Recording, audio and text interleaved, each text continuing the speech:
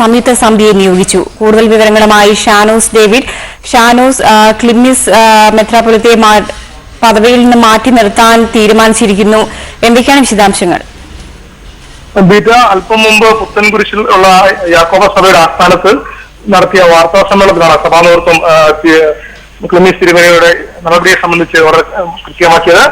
ഇന്ന് കൂടിയ സുന്നതോസിന് ശേഷമായിരുന്നു തീരുമാനം. ഗൗരവമാർന്ന അച്ചടക്ക ലംഘനമാണ് അദ്ദേഹം നടത്തിയിരിക്കുന്നത്. അതുകൊണ്ട് തന്നെ ഇനി ഒരു കൽപ്പന ഉണ്ടാകുന്നതുവരെ മെത്രാപ്പൊലീത്തയുടെ ചുമതലയിൽ നിന്ന് മാറ്റി നിർത്താൻ വേണ്ടിയാണ് സുന്നതോസ് തീരുമാനിച്ചിരിക്കുന്നത്. അദ്ദേഹം ഉന്നയിച്ച കാര്യങ്ങൾ ഗൗരവമുള്ളതാണ്. അതുകൊണ്ട് തന്നെ അത് പഠിക്കുന്നതിലേക്കായി ഒരു ജോയിന്റ് കമ്മിറ്റിയെ, വർക്കിംഗ് കമ്മിറ്റി അംഗങ്ങളും അതോടൊപ്പം തന്നെ മെത്രാപ്പൊലീത്തമാരും ഉൾപ്പെടുന്ന ഒരു ജോയിന്റ് കമ്മിറ്റി അത് സംബന്ധിച്ച് പഠിക്കും. അതിനുശേഷം അതിന്റെ റിപ്പോർട്ട് സമർപ്പിക്കുമെന്നും വാർത്താ സമ്മേളനത്തിൽ അവർ പറഞ്ഞിരുന്നു. മാധ്യമങ്ങളുടെ സഭയെ അപകീർത്തിപ്പെടുത്തി എന്നാണ് പ്രധാനമായും ഇടുക്കി മുൻ ഭദ്രാസനാധിപതിനെതിരെ ഉന്നയിച്ചിരിക്കുന്ന കാര്യങ്ങൾ. എന്നാൽ അദ്ദേഹം ഈ പറഞ്ഞത് തെറ്റായിപ്പോ എന്ന തിരിച്ചറിവോടെ കോട്ടയത്ത് റിക്രൂട്ട് സെന്ററിൽ ഇപ്പോൾ പ്രാർത്ഥനാ നിർഭരമായി കഴിയുകയാണ്. അതുകൊണ്ട് തന്നെ അദ്ദേഹം സഭയുടെ കാര്യങ്ങൾ അറിഞ്ഞ് സഭയ്ക്ക് വേണ്ടി ജീവിക്കാൻ തീരുമാനിച്ചിരിക്കുന്ന നിലപാടിലാണ് സുന്നതോസ് എത്തിച്ചേർന്നിരിക്കുന്നത്. എന്നാൽ നടപടി ഇനി മെത്രാപ്പൊലീത്ത എന്ന പദവി, അതുമായി ബന്ധപ്പെട്ട ഒരു പദവികളും വഹിക്കാൻ പാടില്ല. നാളുകളിൽ ഒരു പൊതുപരിപാടിയിൽ പോലും സഭയുടെ ആളായി പങ്കെടുക്കാൻ കഴിയില്ല എന്ന തരത്തിലാണ് സുന്നതോസ് തീരുമാനിച്ചിരിക്കുന്നത്.